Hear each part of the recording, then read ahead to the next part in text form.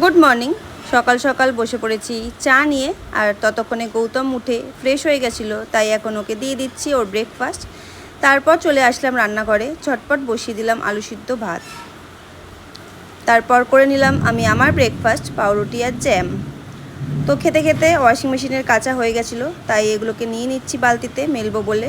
আর এদিকে খাওয়াচ্ছি ছেলেকে ভাত, গোবিন্দভোগ চালের ভাত। তো এই জায়গাটা একটু অপরিষ্কার হয়েছিল, তাই ভাবলাম একটু পরিষ্কার করে নিই, তাই কৌটোগুলোকে সরিয়ে একটু পরিষ্কার করে নিলাম। তারপর ছেলেকে দিলাম লেবুর রস। তারপর স্নান টান করে আমি বসে গেলাম আমার খাবার নিয়ে। তারপর বিকেলবেলা ঘুম থেকে উঠে করলাম ঘরদোর পরিষ্কার, সন্ধেবেলা করলাম একটু বোনের সাথে গল্প। তারপর ছেলেকে নিয়ে একটু পড়াতে বসালাম। তারপর একটু চা আর নিমকি নিয়ে বসে পড়লাম ওয়েব সিরিজ দেখতে। তো দেখছি এখন পঞ্চায়েত সিজন 3, আর রাতের বেলা খেয়ে দেবো একটা ঘুম। তো আজকের মতো এখানেই